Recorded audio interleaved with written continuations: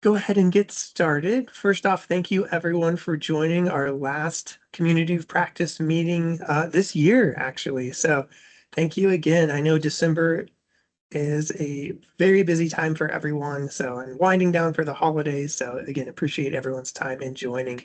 We're going to go over a couple topics and also look into some user submitted questions that we had. I know Michael Nugent, you had a question that you had submitted way back when, and I was supposed to cover it during the last COP, but I think we can get to it this time. So sorry for delaying on that, but I think we'll get some good coverage of that topic later on. So thank you for your patience on that. First, I did want to bring up a couple items. Let me go ahead and share my screen here. Hopefully everyone can see that. But one of the big things that I've been looking into was getting accessibility certification. And apparently there are several organizations out there that provide accessibility certification, that provide training courses and exams and prep work and all sorts of things related to Section 508 and accessibility. And why this might be useful, why this may be important. Um, um, not a lot of places right now require certification, but going through this process definitely helps. At least it helped me in my understanding when I took some of the training courses in, the overall, know how to implement accessibility for web content as well as for PDFs and Microsoft Word. So while some organizations may not require it, it is still extremely helpful to understand the nuts and bolts and really deepen your understanding of Section 508 and compliance. So one of the first places that I found doing accessibility certification was the Department of Homeland Security. And don't be scared off by that official, the Homeland Security, anything you do, they're going to come after you or anything like that. No, they actually have a pretty robust certification for accessibility. And we're going to go through a few of their training modules just to see what that looks like. Now, they offer what's called Trusted Tester Certification, and it is a free online resource. And that's rather self-paced. You can click on certain modules and go through at your own pace. They estimate it takes between 40 to 80 hours to complete on your own time. But if you're familiar with accessibility already, that may significantly speed up the training time that you have. And they are compliant with WCAG 2.0 levels A and AA, and you only need to score an 85% rate to pass, and it is totally free. And so there's a link to this in the PowerPoint. We'll send that out after this meeting. But let me go ahead and show you what this looks like when you go to that website. So when you go, you're going to be prompted to create a username and a login to be able to access it. And it was a little convoluted for myself to log in. I'm not going to lie, but once you do create that username and login, you're going to be taken to the dashboard where you can create and customize your own learning plan for Section 508. And so the one that I have chosen is the Trusted Tester for Web Certification Program. And when you finish this program, you're going to be given a very nice certificate that says you are certified to be an expert in web accessibility. And so what this looks like, I'm going to drag over another box here. This is an example of what some of their tests and some of the content that they review are. For example, this topic, looking at accessibility for the web, you can see they're talking mainly referring to WCAG standards. So when they talk about success criteria 1.2.1, that is referencing directly the federal standard. So again, it's very compliant. The material that's presented here is going off of the federal standards. So this is talking about captions and media files, pre-recorded media. So anytime you're going to have to deal with uploading videos or any type of content to either your organization's website or a state website, this is going to be solid information to know. Let's go ahead and go back actually to their dashboard. We can click on the program to continue, and there are the different topics that they cover: introduction to Section 508, functional performance, electronic content, and then divided those into perceivable, operable, understandable, robust. Those are the categories that they're using to understand 508 content. And after you take those topics, you will be prompted to take an exam, and that's going to lead into your certification. So again, this is just one option out of several that test and provide certification for Section 508. Again, it's pretty intense, actually, not going to lie. They are multiple choice questions, but they are pretty robust and they really test your understanding of the content. Like, I thought I knew quite a little bit about Section 508, but after looking at these reviews and testing guides, it really, it really tested my ability to comprehend and understand which sections they're referring to and what was important and things like that. So again, if you want to be tested for 508, this is a great resource. The other resource comes from the International Association of Accessibility Professionals, and they're a nonprofit that provides training in several different areas, including core competencies, web accessibility, built environments. And what I was wanting to focus on was documents, accessible document specialist certification. So that seems more germane to what we do on a daily basis, like with Microsoft Word and PDFs. This does cost money though. It is not free. It's about $500 to take the exam. But again, this is fairly robust and seems to be a fairly solid international standard that you'll receive certification from that a lot of organizations really like to have. So let me go ahead and show you what their website looks like. Again, they have a lot of test prep and exams and FAQs and things like that, very helpful.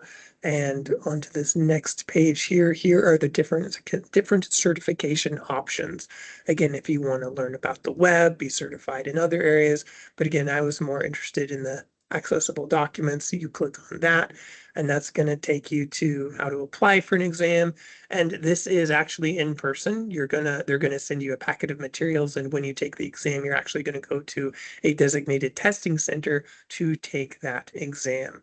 And if we go down to pricing, you'll see for non-members, it's around $530 to take. So, I mean, ideally, your employer would help fund this cost, but I know the reality is a lot of employers probably wouldn't unless this is really part of your job duties and they want to see you making improvements and strides and really bringing up to professionalization standards, the quality of work within that organization. So again, these certifications, while not right now, they're not necessary, but they are helpful if you want to learn and become more enmeshed in the world of Section 508. And very quickly, another reason why this may be important, let me bring it over this page right here. I'm going to share the screen here. If anyone, I know in this economy, everyone's kind of, struggling as it is with prices and the way things are and everything. And I just want to say getting certified in accessibility is going to help you on the job market as well. If anyone does any side work or gig work, like with Upwork or any of the various freelance websites where you can devote your own time to, they're always looking for Section 508 and ADA compliance issues. For example, just looking today, there was a posting for a 508 compliance specialist to review a PowerPoint, paying 35 to 65 an hour, and having a certification on your credentials can help you stand out from others if you're competing for this kind of extra work in the Section 508 world. So I think not only does this help you in your own job within your own agency, but it also helps you if you decide to branch off and do a consulting business on the side or apply to any of these freelance positions. So again, having this is not just, to help with the knowledge, but also to help you stand out more in this hyper competitive area. So before we move on, does anyone have any questions about these types of certifications or the processes involved? Have you heard of certifications before? Does this seem like it might be helpful, or would your agency even see this as even a plus, if you were to apply for something like this? Yeah, go ahead, Enid. The two web pages that you brought up and the two certification choices, those have been a lot of there's been a lot of topics or conversations on those in the Section 508 community, federally. And there are a lot that, because of the work that they do, they would rather you went through and got the more pricey one. And but the other one is a really good, just to get you started. And they tell people start with that one and then move up to the next one, because then you're not spending a lot of money. But yeah, that was the Department of Homeland Security one to start with, or which one was to start with? Yeah, start with the Department of Homeland Security, and then go to the International Association one, the IAAP. Because if you can go through and get the stuff through the Homeland Security one, then it makes it easier to do the IAAP one. That's great advice. That's like a solid stepping stone for training. Yeah. Well, Enid, do you know of anyone, or does anyone know of anyone that's taken these trainings or any feedback on it? Because right now I've just been taking some of the modules and it's been fairly intense, but I mean, do you know anyone that's completed it? If everyone will leave me alone, I'm going to get started on it. But no, I don't know of anybody who has. Well, in a way, maybe that's a good thing because if you are the only person that's completed it within your agency, you're really going to stand out and you're going to be the go-to person. So, not, of course, if you want to be left alone, though, that may not necessarily be helpful. All right. Thank you, Enid. That is good information for sure. And I wanted to share a couple more resources before we moved on. Again, these were also shared by Enid. So again, thank you so much, Enid, for sharing these resources. One is the Technology Accessibility Playbook, and this is hosted on the GSA Section 508.gov website. And this is for anyone putting together a framework for integrating technology management to ensure it's in compliance with accessible regulations. And so you can see the categories on the left: establishing a Section 508 program manager, accessibility roadmap, policies, building a team, the community, really, really excellent resources. And key questions and checklists. So if you are new to Section 508 or have a 508 program already and want to build off of it and help it mature, then having this kind of playbook may provide some useful insights into your own program. So does anyone use any kind of playbook within their organization, or maybe a broader question, how do you implement Section 508 within your program? Is there a roadmap? Is there a playbook? Or do you just focus on a singular area like remediating reports, or like who handles the broader strokes of Section 508, I guess, within your organization?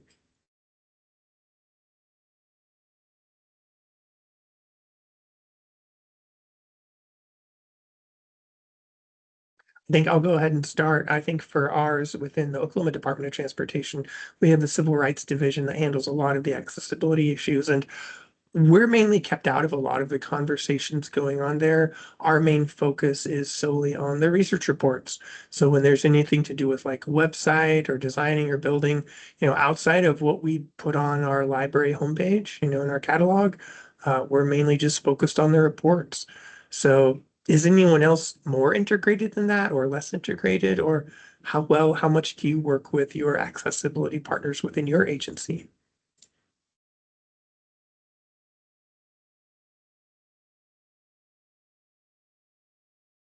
Yeah, go ahead. I see Beth and then Jennifer. Thank you. Beth Burnett, Department of Transportation, National Transportation Library.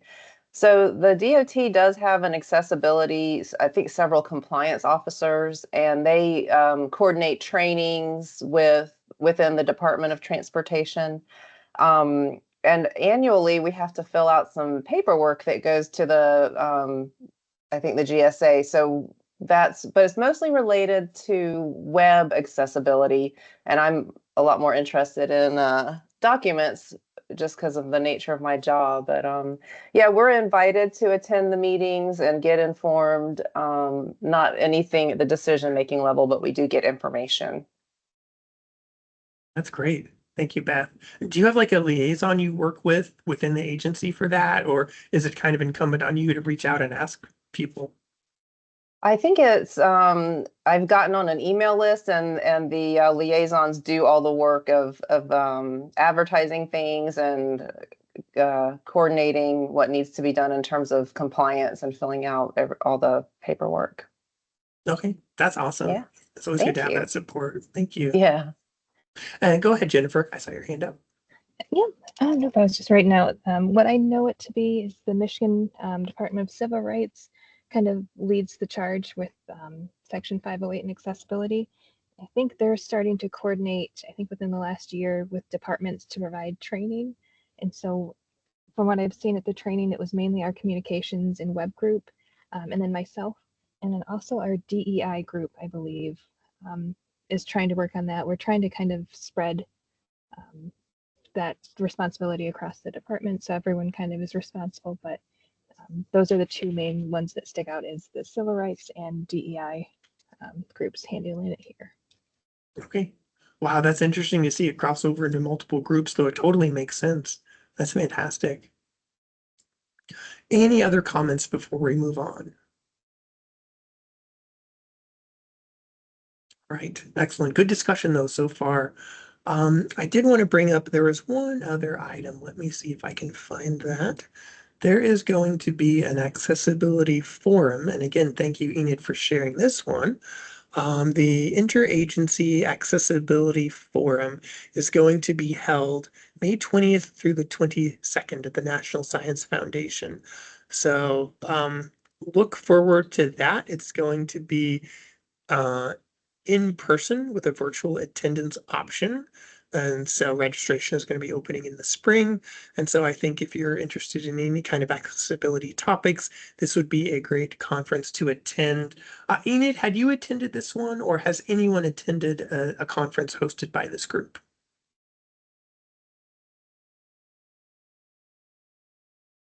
No worries if not. I know there's a lot of groups out there, but this organization, GSA, they do put out a lot of quality accessibility content. So maybe hopefully it can fit into some folks' budgets. If not to attend in person, then virtually would be a good option. So again, do mark your calendars for late May for that one. Lastly, I wanted to get to a topic, and apologies to Michael Nugent. I was going to cover this last time, but did not. And Michael, let me know if you'd still like to discuss this. We're going to go over the a new font that TechStop may still be considering adopting. And Michael, do you have any updates on that before we get into it? Are they still considering it, or have they kind of backed off, or where do they stand with it? I haven't heard anything further Okay. from the project manager about this. I know that, and that my project manager is Tom, by the way. Oh yeah. Yeah. Uh, I know that accessibility is something that he I think he considers himself to be quite a champion of it, which we appreciate. And this is something that he presented to us as something that might happen in the future. There would have to be multiple departments within TxDOT to sign on or sign off on the idea. But essentially, it would be taking our research report templates and asking the research teams to use Atkinson Hyperlegible as opposed to other options.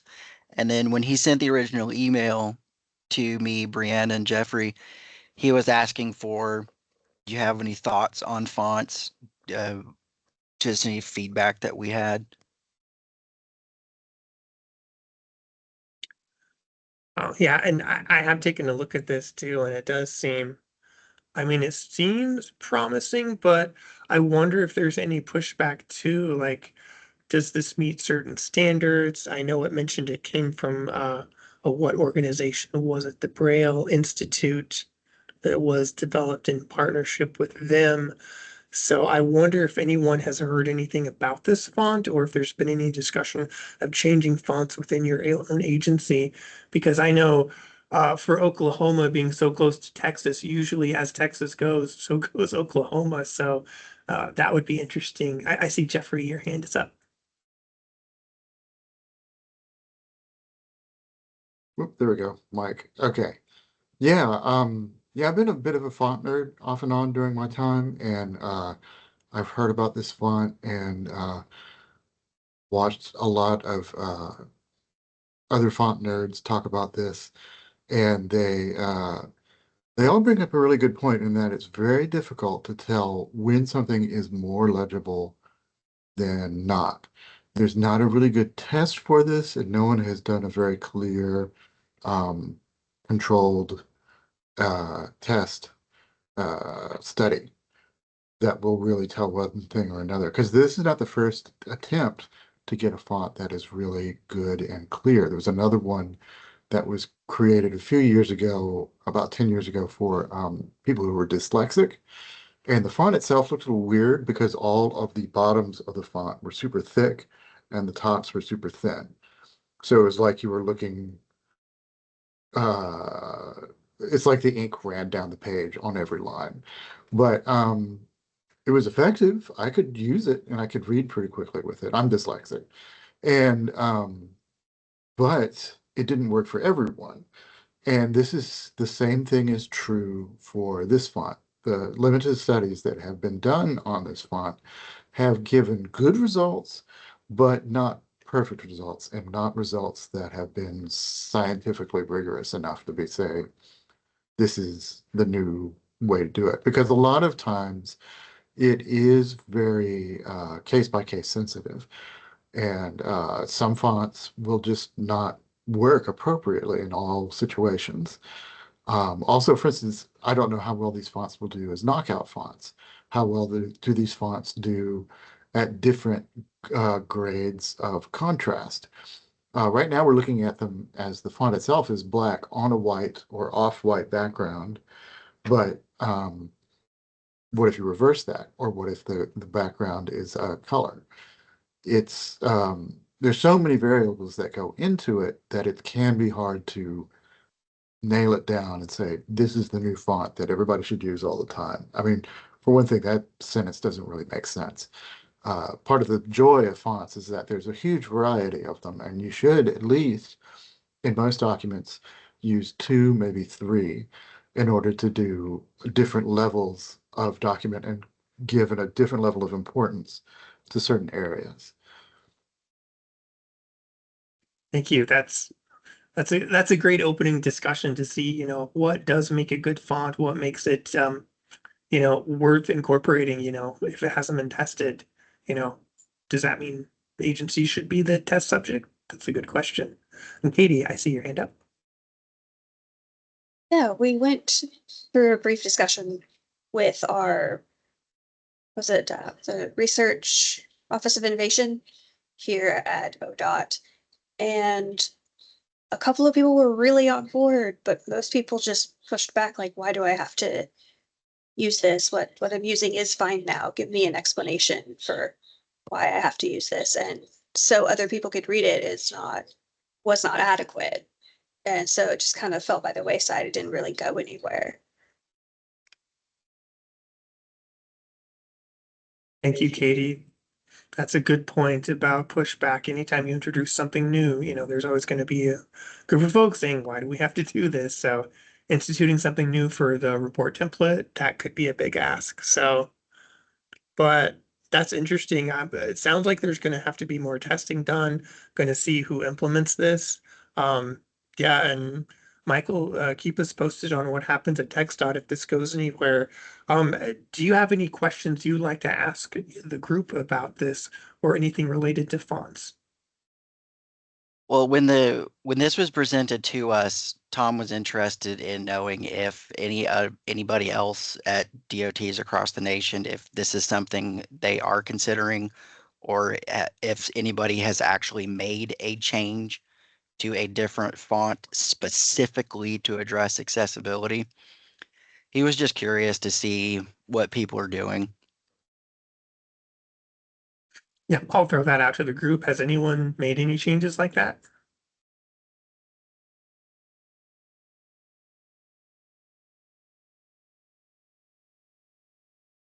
And then Michael, am I able to share screen? Yeah, I'll go ahead and stop sharing if you'd like to. Okay. One of my coworkers, Brianna, she took the technical report documentation page and some other front matter from one of our research reports, and then did a comparison. Can you guys see it? Mm-hmm. Yeah. So this is the old file.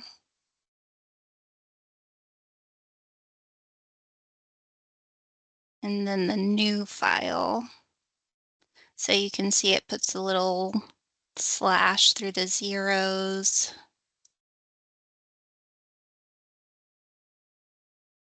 It seemed like some of the pages it looked better and some maybe harder to read. Here's the old one and the new one.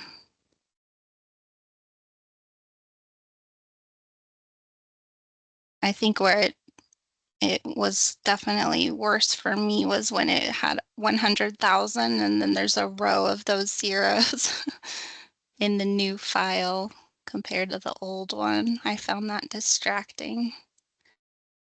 But you can definitely see where the numbers are faster. I also must admit that the slashes and the zeros, I find that distracting. It looks weird to me. It's like, what's happening? Something's gone wrong. That's a great question, Penny. That's something I didn't even consider.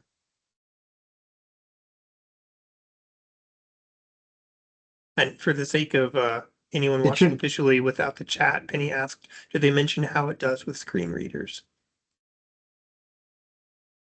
it shouldn't make any difference because the screen reader looks at the content of the font, if that makes any sense. It doesn't really read the font, it reads just the content.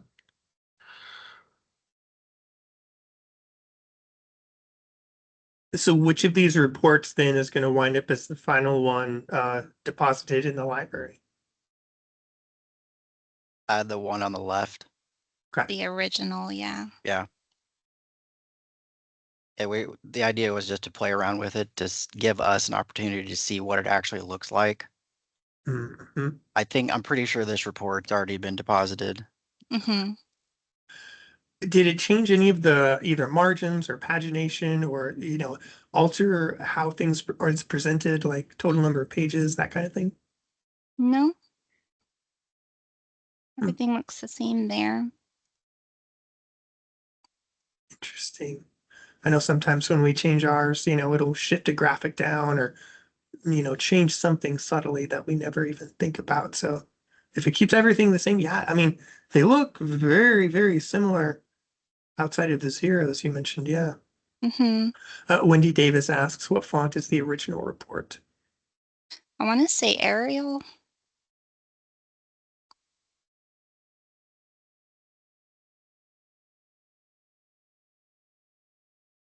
Interesting. Has anyone else done anything similar? Have you experimented with changing fonts or what is your standardized font for your research reports?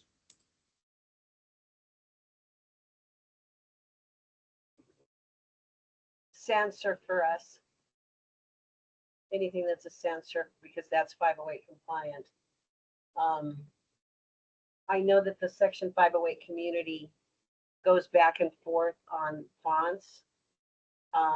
There are some instances where Times New Roman is okay. Individuals who have dyslexia have more problems with Times New Roman because it jams the letters together more than a sans serif does. There's more space between the letters, but the community has not said 100% that you should use one or the other. But it's just gone back and forth. So I stay away from Times New Roman. But I don't think there's a definitive on which you should use at this point. Like I said, too many emails have gone back and forth with the different federal offices, and they just say, well, maybe we should go this way. No, maybe we should go that way. So yeah, Arial is good, Brianna. Anything that falls under the sans serif category. I'm probably pronouncing those wrong. But you just have to remember the spacing. I think it was the word. There was one when you have an R and an N next to each other, it makes it look like an M to some individuals when you use Times New Roman. That was one of the big examples they had given. So I think you just kind of have to play with it and sometimes hope for the best, like as far as font size, because no one has come up and said this is what you have to have. And Michael, one last thing, listening to Enid made me think of something. When you have situations like the R and the N next to each other, or maybe a T and an I know in some cases when the Microsoft Word document is converted to a PDF, if those letters are small and very close to each other, in some instances that will register as a character encoding error in the resulting PDF because Microsoft thinks it's just smushed. Those are quite easily fixed. You can just go into the document and then retype R and N and it will correct itself. But yeah, I didn't, yeah, that's something else to think about when using a font. Huh, interesting. Yeah, that's why I think if you steer clear, it seems like Times New Roman is one of the ones that are the hardest. Of course, anything that's a dark boxy font is hard. Anything that's bolded, italicized, those are bad. You know, those are also individuals with visual impairments have problems with those. So not just the font, but the style that you're looking at. You know, whether it's bolding, whether it's italics. So I wonder, Michael, if the smushed font, if kerning would be of any help setting it up in Word, adjusting the kerning settings to make sure they're not so close together, if that would have any impact at all. It usually, I've noticed it most often when people are doing labels within graphs and images because it reads vertically and it's quite squished. But again, it's a relatively easy fix. Oh, go ahead, Brett. I see your hand up. Thanks. Yes. The question came up if anyone has tested comparing fonts, like on this example that Brianna did. And I haven't for any official reports, but just for my own use, have done some testing. And I always come back to Arial for what I think is the easiest for me to read. And I was curious if anybody else had a favorite font or their own go-to font that they use in their own work.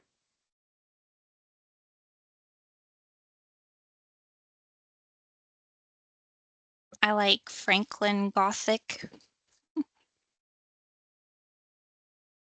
I think TxDOT uses that in their publications that aren't reports, like manuals and things. I'll have to check that one out. Thank you. Mm-hmm.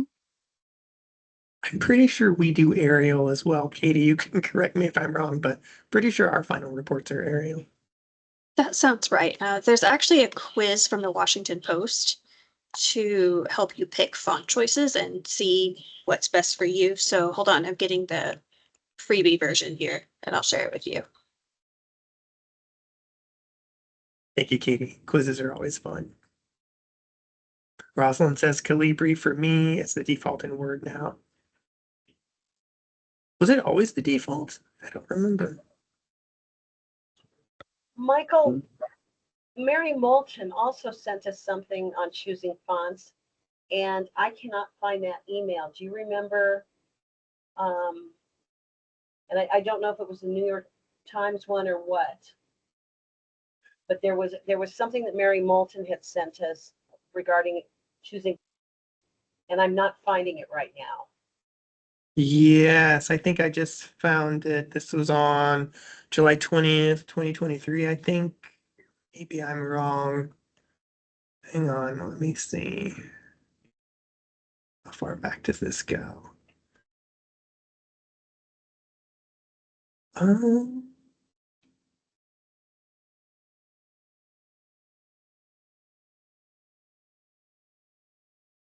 okay.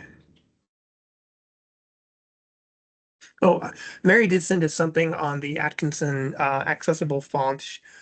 She said that it does meet it is ADA compliant. So yeah, that's good to know. If you do choose to use that, according to Mary, the font is compliant. I'm trying to see if there's anything else she talked about font.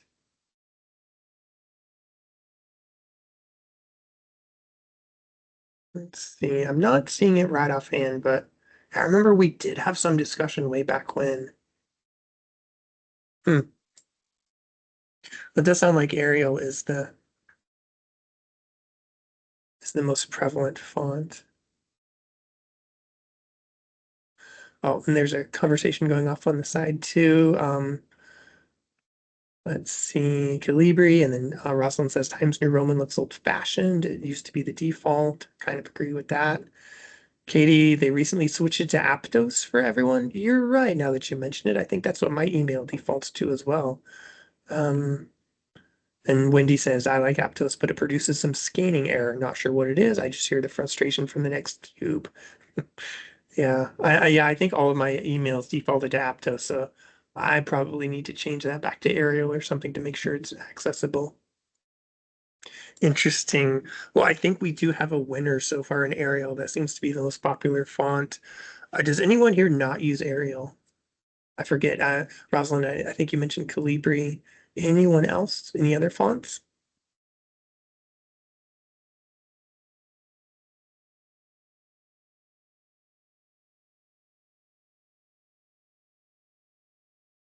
Okay, well, that'll be interesting. Kind of makes me want to go through all of their research reports, like from the different DOTs, and see what all different fonts they use. I'm guessing Arial is going to be the favorite, but yeah, that'll be interesting.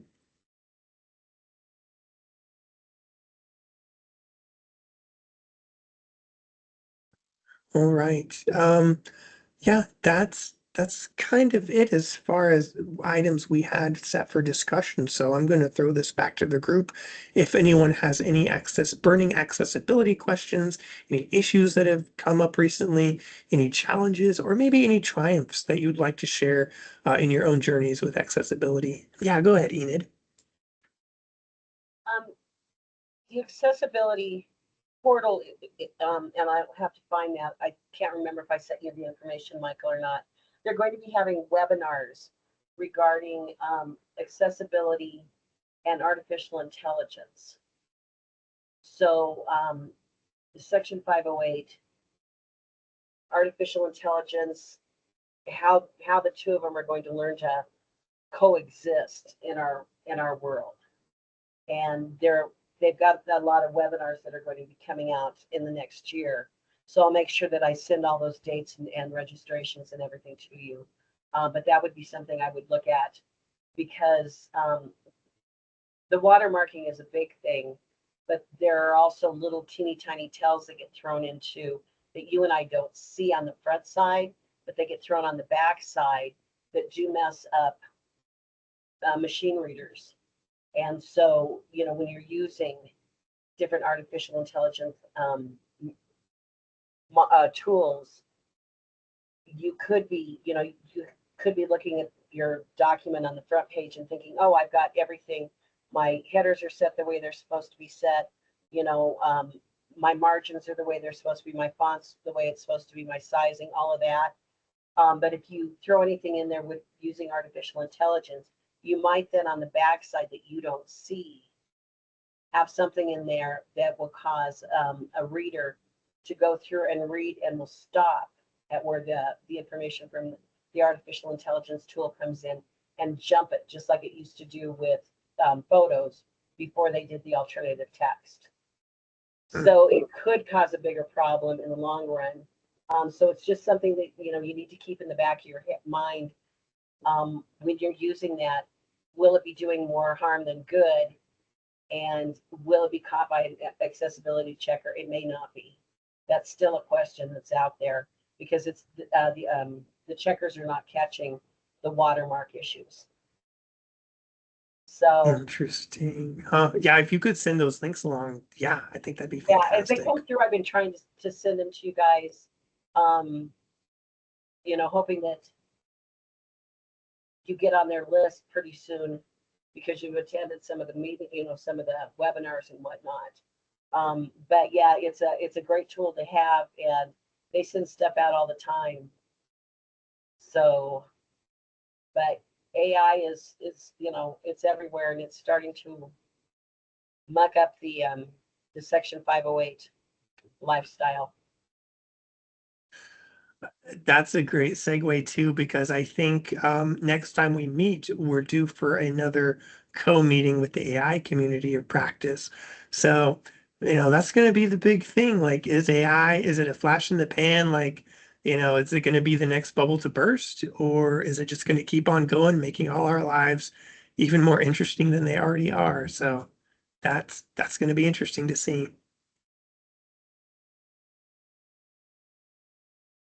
All right.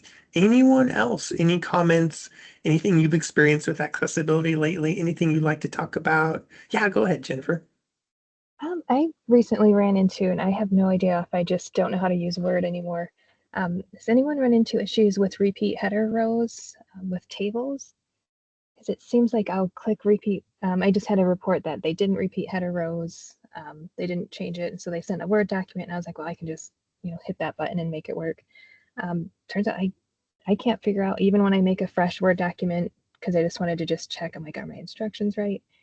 I can't seem to get it. I've Googled it, and people sometimes, it sounds like they had to go into like the coding of Word because it was some weird thing, but I've been just manually going into the PDF and editing tables because I cannot get Word to do it. So I don't know if anyone's run into this, if there's something weird. I'm not sure. That's where I'm running into that issue. Thing. Now that's where you're making a table and you like right click in the header row and then mark as header row, correct? Or is that something? Yeah, if you want, I can share my screen and kind of, Sure, because yeah. that's because what I don't have the original report. Let me see if I can do this right. I'm in the web version, and so that's where, let's see if I can find the right thing. My Teams was being a little bit weird. I'll just go with the entire screen. Can't go wrong there. So I was trying to put some little documents together just to kind of test out different scenarios. And so this is one I was like, well, let's say there's text. And then when I do, like I'll make a table, I'll make sure it has repeat header rows. And what it does is it just won't let it break across the pages. And so I was like, well, let me keep on adding more text. And so you can see it doesn't repeat the headers. Hmm. And then when I go into the settings, if my computer unfreezes, I go to table properties and it just says repeat header rows at the top of each page, repeat header rows. And it's just, because that's why I was like, well, I don't want to tell them that you just click this button if I can't even get it to work. So that's where I was like, oh, kind of stumped by this. Whoops, I can bring it back up too. Two thoughts. Does it make a difference if you click in the cell itself rather than the little bar above? Or also, does it make a difference if you're in the Word application rather than the Word, like the online version? I haven't noticed, I haven't tried the online Word version. I just mainly dealt with like the downloaded documents. But I think that's where when I Googled, everyone was Hmm. like, oh, make sure you do this, go onto each page and make sure it's still there. And so yep, and that's where it's like grayed out on the second page, and that's where it's like, I don't know. I just wasn't sure if anyone else has run into this. I'm just not sure if there's a back end setting I have to disable or. I'll stop talking after this, but Mhm. have you tried recreating the table from scratch just and copying over the content to see if it makes that same error? I tried just kind of making brand new tables. I haven't tried copying the original, so that's what I'll go into. I'll test it out because initially I was just like, oh, well, if they didn't set it up right the first time, then maybe it won't work. So that's where I tried. I was like, well, let me make brand new tables and see if it works, then I can tell them you have to do it right the first time. But it just seems like, because I think I tried while we were in the meeting, I was like, let me just keep on trying. Um, Yep, and it Hmm. just none of the, because I thought maybe it's because I'm copying and pasting content into the rows, so that's where I was like, I'll manually type out some stuff here, and it just seems like it just doesn't ever want to do it. So yeah, but yeah, I just wasn't sure if anyone else has noticed that because um, it's one where if I don't see them repeating header rows, I try to work on the Word document and then that won't do it. So that's where ultimately I just go into Adobe and retag the table and add a row in. Interesting. Does anyone have any comments on that or any initial thoughts? Yeah, but I can stop sharing so I can see you guys. And I wonder, would you be able to email that we email it to the group maybe, and we can kind of workshop it and see? Yeah, then I'll get the actual report document because that's where when they didn't make the changes, I was like, all right, it's they should have, but it's not the end of the world. I can just go in there and click that button. And then that's where it kind of just sent the table to a new page. And so that's where I was like, well, that's not ideal. And I kind of fought with a little bit. And then ultimately I was like, it's just faster to do it in Adobe. That's interesting. I don't think I've ever seen I that run before. into the best problems. Let's see. We have a couple of chat questions. Katie says, could it somehow not be identifying that row as a header?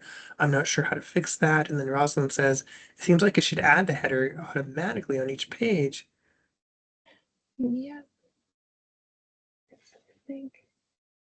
And Yeah, so Brianna property posted. and Oh, go ahead. yeah, oh no, that's where I'm yeah, because I tried Googling. I'll look and read this word wrapping too, because I know there was some article or um, Microsoft discussion forums where they said, oh, don't make sure it's locked down to width or something, where I just kept I was like, it shouldn't be this difficult, because I was trying to think, how do I convey this to the researchers with all these extra steps? And so that's where I just wasn't sure if it was an update or anything like that. Interesting. It's got to be something in the cell construction. I don't know, because I just did a test table in Word just to see, and like, I mean, it works. So I wonder, there's got to be something in the way that table's made. That's Yeah, and it interesting. could be because we had a few months back, we ran into something with font that was, I think it's called ligatures, where if it was two letters together, like two T's, it would create a straight line and it would do character encoding errors. So there was a weird setting I had to disable, so it would quit doing it. But yeah, no, I'll check out Brianna that article you shared there, and I can send the report to you to see if you happen to catch anything. But that's where I was like going in the back end settings. I was like, this shouldn't be this hard. So that's where I Yeah, felt bad trying to ask them to do it when I can't do it myself. I was like, well, this is bad. yeah, please do. Yeah. And Enid, I see your hand up. Did you have a response? No, for some reason I must have hit it by mistake. I did throw information from the U.S. Access Board on their next.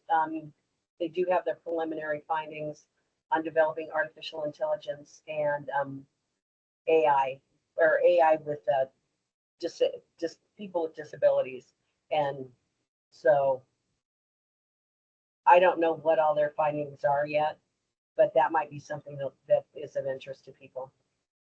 Thank you, Enid. And by the way, Jennifer, you're a better person than I am. I think I've realized I'm a very bad person because I have sent back to PIs, things that I may have struggled a little bit with and be like, yeah, you need to fix this.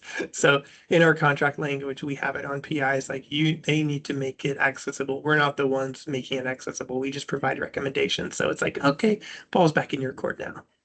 Yep, I think we're revamping our guidelines and everything because we're going to have an iron fist next year. So we don't accept these. So we're trying to overwhelm them with information so that they don't have anything to fall back on when they don't fix it.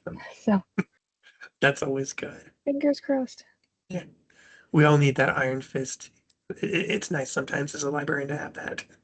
And as a reminder, we do have our Section 508 training guides posted on the Old Fund website. Let me go ahead and link to that in case anyone needs that.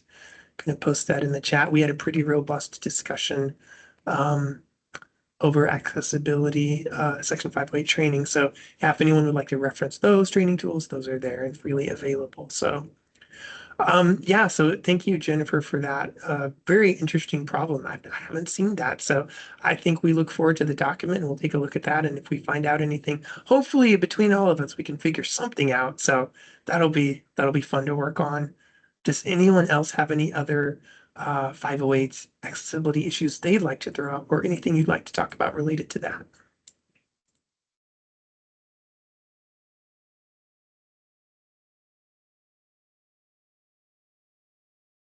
If not, I know it's December. I know it's been a crazy year already, and we have about 10 minutes left. So, last thing I'd like to cover is our next meeting. I know we had talked about a recurring schedule of every other meeting, doing a joint meeting.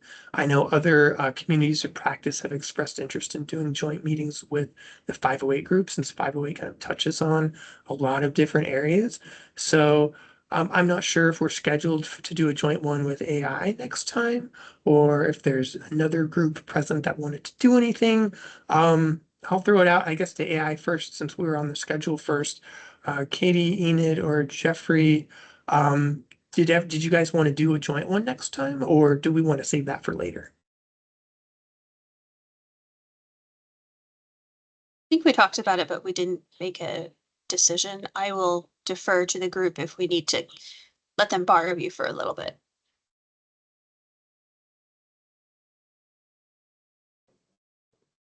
I'm winding down on stuff, so I'm going to defer to Katie and Jeffrey, but I think it would be a good idea the next one to be joint. But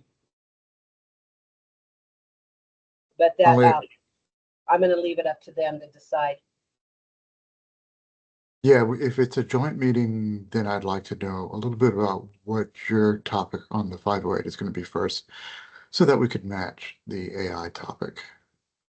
Certainly. Yeah, if we'd like to do a joint one, I think we can definitely have a conversation. Well, we can have a conversation offline and discuss what we'd like to talk about, how it aligns with each section. So yeah, we can do that. That sounds good. Great. Wait, thanks. All right. Any other last minute questions, comments, concerns anyone would like to share for this last meeting of the year? All right. If not, I want to give everyone a big thanks. It's been a pleasure working with everyone this last year. Looking forward to starting back up. Our next meeting is going to be in February. So I hope you all have a wonderful and safe holiday and have a good break. I think we've all earned it. So everyone take care. Thanks for attending, and we'll see you guys next time. Thank you so much. Thank you. Thanks. Thanks. Bye. Thank you.